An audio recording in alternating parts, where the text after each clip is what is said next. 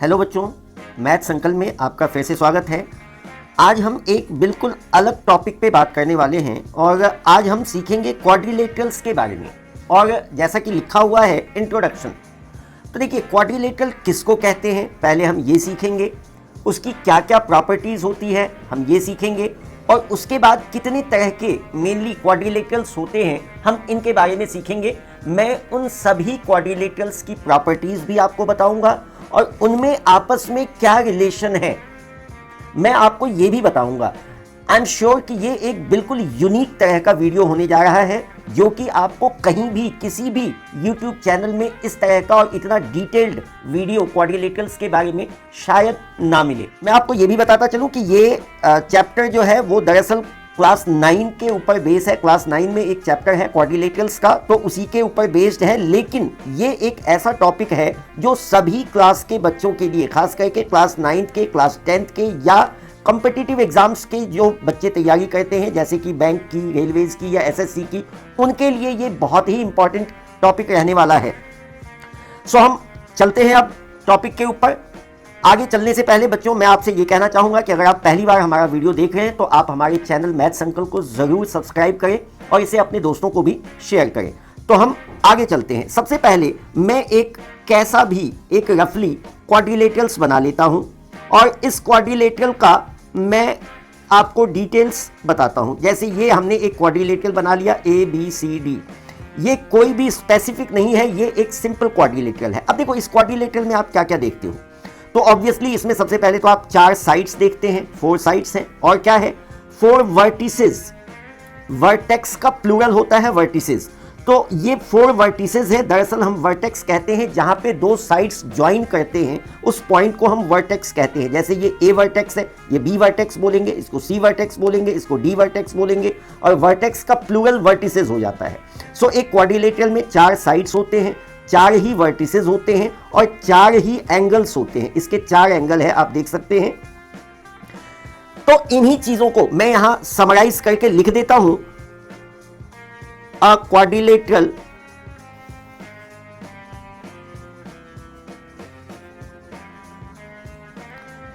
Has, पहला point 4 sides, दूसरा point 4 angles, तीसरा पॉइंट 4 वर्टिसेस,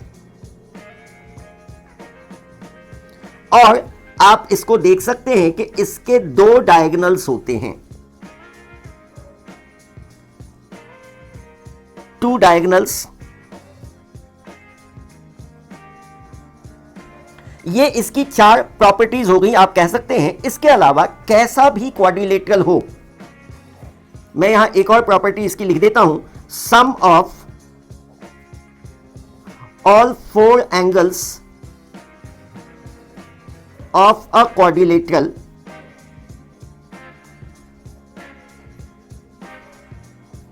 is 360 डिग्री। यानी कैसा भी क्वाड्रिलेटरल होगा उसके चारों एंगल्स का सम हर हाल में 360 डिग्री एग्जैक्टली होगा। तो ये है क्वाड्रिलेटरल के बारे में एक जनरल जो इंट्रोडक्शन वो मैंने आपको बताया। अब हम सीखेंगे टाइप्स ऑफ क्वाड्रिलेटरल्स, यानी कितने तरह के क्वाड्रिलेटरल्स होते हैं, इनके बारे में हम समझेंगे और उन सब की अलग अलग क्या प्रॉपर्टीज है ये हम सीखेंगे। तो इसमें बेसिकली मुख्य रूप से जो 4 क्वाड्रिलेटरल्स हैं उनके बारे में आपने कई जगह देखा होगा, पढ़ा भी होगा। उनमें से एक है पैरेललोग्राम, दूसरा है रेक्टेंगल, तीसरा है रोम्बस, चौथा है स्क्वायर। ये 4 तो कॉमन है। इसके अलावा 2 और क्वाड्रिलेटरल्स हैं, उनके बारे में भी मैं आपको बताऊंगा। एक है ट्रेपेजियम और एक है साइक्लिक क्वाड्रिलेटरल। इन 6 क्वाड्रिलेटरल्स के बारे में मैं आपको बताऊंगा। तो हम चलते हैं, सबसे पहला जो हमारा है वो हम सीखेंगे सबसे पहले पैरेललोग्राम के बारे में।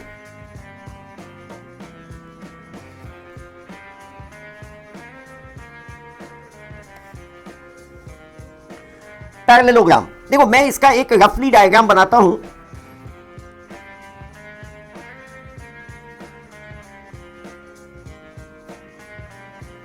ये एक पैरेललोग्राम बनाया है मैंने, थोड़ा सा लाइन, ठीक है। So this is A, B, C और D। अब आप क्लियरली देख सकते हैं कि ये जितनी भी प्रॉपर्टीज मैंने आपको क्वाड्रिलेटरल की बताई हैं वो सारी प्रॉपर्टीज इसकी भी हैं। इसके भी 4 साइड्स हैं, 4 एंगल्स हैं, 2 डायगोनल्स बनेंगे, 4 वर्टिसेस हैं, एवरीथिंग। इसके भी चारों एंगल्स का सम 360 होगा। Then what is special about parallelogram? तो देखिए, सबसे पहला पॉइंट इसका समझिए आप, किसी भी पैरेललोग्राम के अपोजिट साइड्स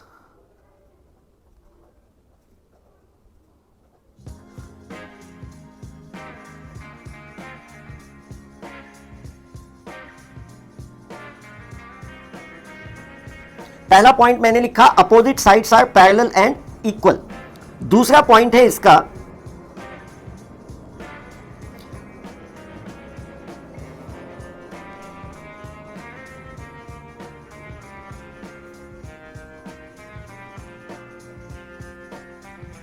देखिए, दूसरा पॉइंट मैंने इसका लिखा है अपोजिट एंगल्स आर इक्वल। अब इसमें अपोजिट एंगल कौन से हैं?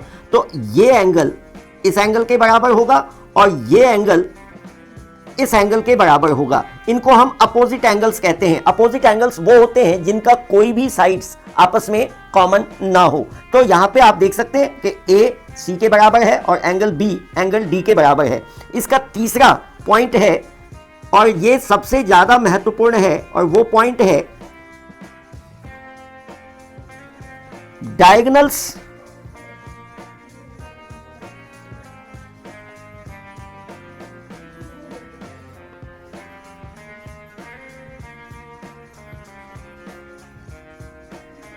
ये तीसरा पॉइंट मैंने लिखा है diagonals of a parallelogram bisect each other. तो ये 3 पॉइंट अभी तक आपने देखा। पहला पॉइंट है opposite sides are parallel and equal, दूसरा पॉइंट है अपोजिट एंगल्स आर इक्वल, तीसरा पॉइंट है diagonals of a parallelogram bisect each other.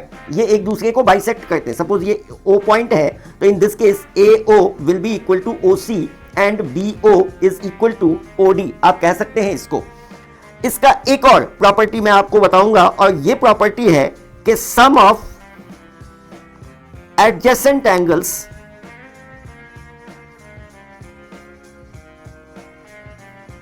Is 180 degree.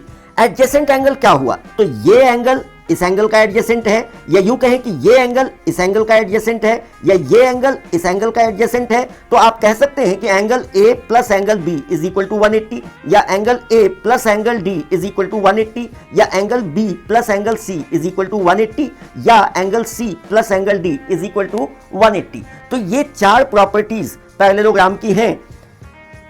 आप देख सकते हैं ये 4 प्रॉपर्टीज मैंने आपको बताया है। अब इसका एक दूसरा जो क्वाड्रिलेटरल का टाइप है हम उसकी बात करेंगे। बच्चों, दूसरा डायग्राम या दूसरे टाइप का क्वाड्रिलेटरल आप देख सकते हैं मैंने लिखा हुआ है वो है रेक्टेंगल। अब मैं इसकी प्रॉपर्टी लिखता हूं। इसकी पहली प्रॉपर्टी मैं लिखूंगा measure of each angle is 90 degree, और दूसरी प्रॉपर्टी मैं इसकी लिखूंगा डायगोनल्स आर इक्वल, और तीसरी प्रॉपर्टी आपको थोड़ी हैरानी होगी, तीसरी प्रॉपर्टी जो मैं लिखूंगा all other properties are same as a parallelogram. यानी बाकी की जितनी भी ये चारों प्रॉपर्टीज हैं जो कि पैरेललोग्राम में हमने डिस्कस किया है वो सारी की सारी प्रॉपर्टी रेक्टेंगल की भी हैं। यानी इसके भी अपोजिट साइड्स इक्वल और पैरेलल होंगे, इसके भी अपोजिट एंगल्स इक्वल होंगे, इसके भी डायगोनल्स एक दूसरे को बाइसेक्ट करेंगे, और इसके भी एडजेसेंट एंगल्स का सम 180 होगा। ये सारी प्रॉपर्टीज इसमें भी होंगी। तो यानी आप कह सकते हैं कि अ rectangle is a special case of parallelogram. तो व्हाट इज डिफरेंस, दोनों में फर्क क्या है? तो मैं उसको समराइज करके लिख सकता हूं। मैं यहां पे लिखूंगा कि that is a rectangle is a special type of parallelogram in which all angles are right angle and diagonals are equal. तो आप कह सकते हैं कि ये रेक्टेंगल भी एक तरह का पैरेललोग्राम है जिसमें दो एडिशनल इसकी प्रॉपर्टीज हैं, और वो दोनों एडिशनल प्रॉपर्टीज क्या हैं? तो एक तो इसके प्रत्येक एंगल जो है वो राइट एंगल है, और दूसरा कि इसके जो डायगोनल्स हैं वो डायगोनल्स इक्वल हैं। और इस समरी के बेस पे आप कह सकते हैं कि all the rectangles are parallelogram, क्योंकि ये पैरेललोग्राम की सभी प्रॉपर्टीज को ओबे करती है, फॉलो करती है, इसलिए रेक्टेंगल भी एक तरह का पैरेललोग्राम है विद टू स्पेशल कैरेक्टरिस्टिक्स। ये है तीसरा क्वाड्रिलेटरल जिसका नाम है रोम्बस। अब मैं पहले इसकी प्रॉपर्टी लिखता हूं, फिर मैं आपको बताऊंगा। तो इसकी पहली प्रॉपर्टी हम लिखेंगे all four sides are equal. दूसरी प्रॉपर्टी हम लिखेंगे diagonals bisect each other at right angle. आप देख सकते हैं यहां पे मैंने ये क्वाड्रिलेटरल लिया है ABCD, और इसके चारों साइड्स, ये चारों साइड्स इक्वल हैं। और इसकी जो दूसरी प्रॉपर्टी मैंने लिखी है वो है diagonals bisect each other at right angle.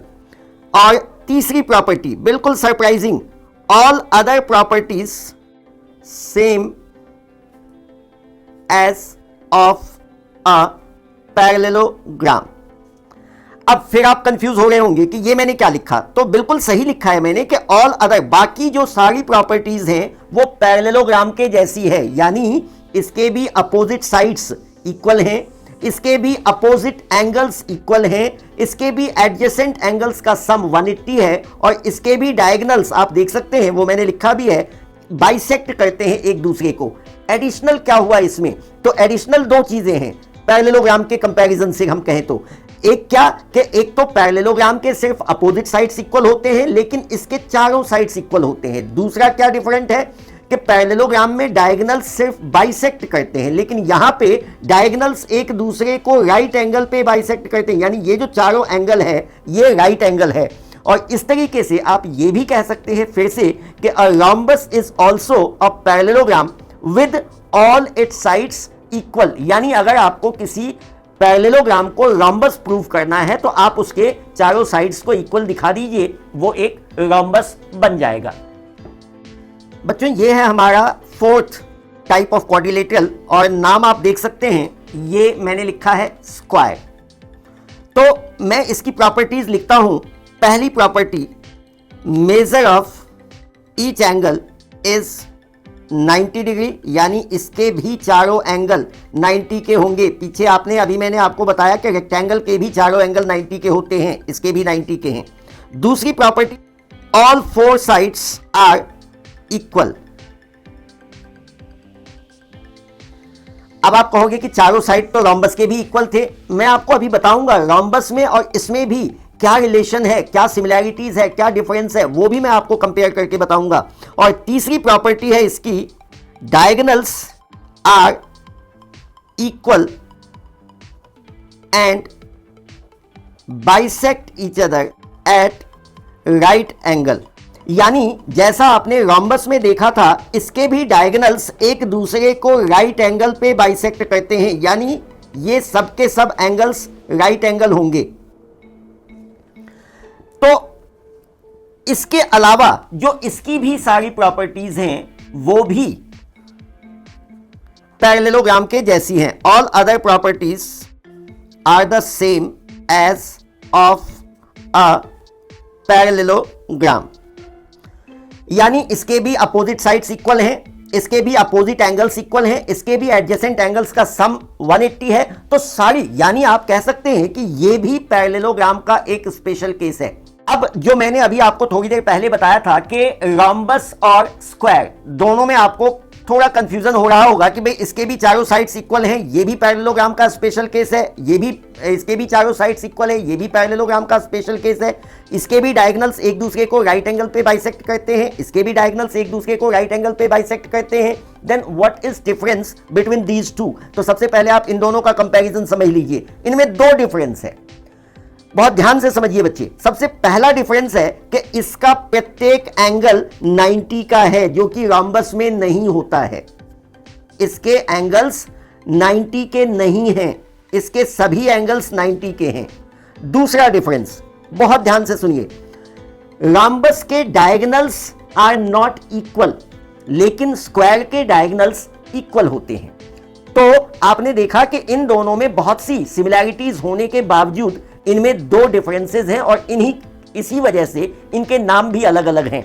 अब मैंने आपको पैरेललोग्राम और रोम्बस में सिमिलैरिटीज समझाई कि अगर किसी पैरेललोग्राम को रोम्बस प्रूव करना है तो आप उसके चारों साइड्स को इक्वल दिखा दीजिए। उसी तरीके से यदि किसी, अब आप देखिए रेक्टेंगल और स्क्वायर में क्या सिमिलैरिटीज है, तो इतना ही फर्क है कि रेक्टेंगल के सिर्फ अपोजिट साइड्स इक्वल होते हैं, लेकिन एडिशनल टू दैट इस स्क्वायर के चारों साइड्स इक्वल होते हैं। तो अगर आपको किसी रेक्टेंगल को स्क्वायर प्रूव करना है तो आप उसके चारों साइड्स को इक्वल दिखा दीजिए, तो ये स्क्वायर हो जाएगा। लेकिन फिर एक वहां पे डिफरेंस है कि स्क्वायर के डायगोनल्स एक दूसरे को राइट एंगल पे बाइसेक्ट करते हैं, लेकिन ऐसा रेक्टेंगल में नहीं होता है। उसी तरीके से रोम्बस के डायगोनल्स एक दूसरे को राइट एंगल पे बाइसेक्ट करते हैं, लेकिन पैरेललोग्राम में ऐसा नहीं होता है।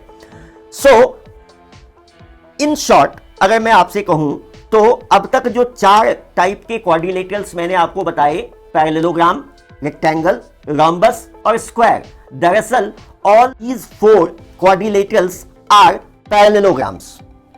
और इन चारों, ये चारों ही पैरेललोग्राम है बेसिकली हम कहें तो। और पैरेललोग्राम से एक एक दो दो प्रॉपर्टीज इन सब की कुछ अलग हैं, कुछ भिन्नताएं हैं, डिफरेंसेस हैं, जिनकी वजह से इनके नाम अलग अलग रखे गए हैं।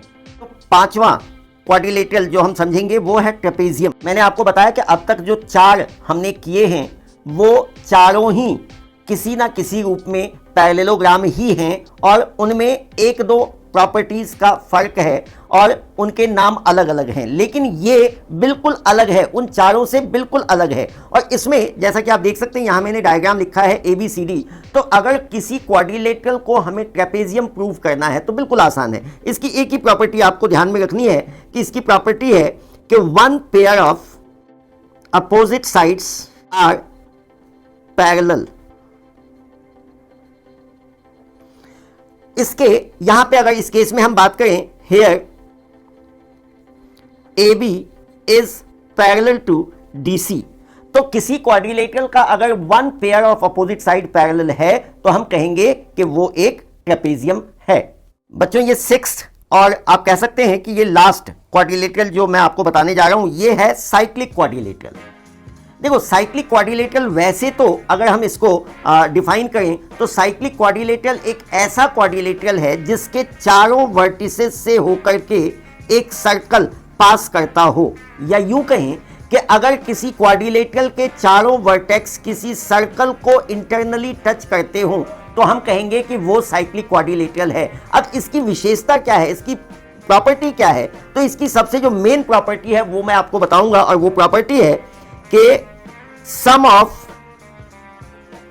opposite angles of a cyclic quadrilateral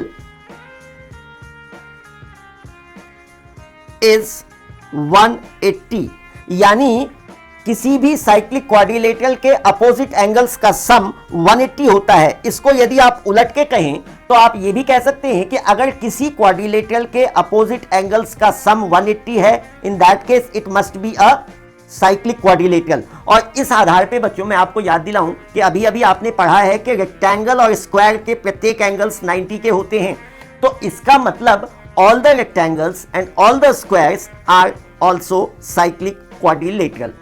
ठीक है, इसके अलावा एक और छोटी सी प्रॉपर्टी मैं आपको बता दूं, क्योंकि इन दोनों का लास्ट में जिक्र किया है मैंने, ट्रेपेजियम और साइक्लिक का। तो बच्चों ये इस तरह के की प्रॉपर्टी पे बेस्ड क्वेश्चंस आपको एसएससी में या बैंक पीओज में इस तरह के एग्जाम्स में आते हैं, तो आप बहुत ध्यान से सुनिए इसको कि अगर किसी ट्रेपेजियम के नॉन पैरेलल साइड्स इक्वल हों then it is a cyclic quadrilateral. यानी अगर इसके दोनों जो नॉन पैरेलल साइड्स हैं उनका लेंथ यदि इक्वल है तो उस केस में इनके अपोजिट एंगल्स का सम भी 180 होगा, और in that case we can say that कि वो ट्रेपेजियम जो है वो भी साइक्लिक क्वाड्रिलेटरल है। तो बच्चों आज के लिए बस इतना ही। आई होप कि आपको ये वीडियो अच्छा लगा होगा, और आपको ये वीडियो अच्छा लगा तो आप लाइक करें और कमेंट करके ज़रूर बताएं, और इस वीडियो को अपने दोस्तों के साथ भी शेयर करें। तो आज के लिए बस इतना ही, मिलते हैं फिर किसी और इम्पोर्टेंट टॉपिक के साथ बहुत जल्द ही।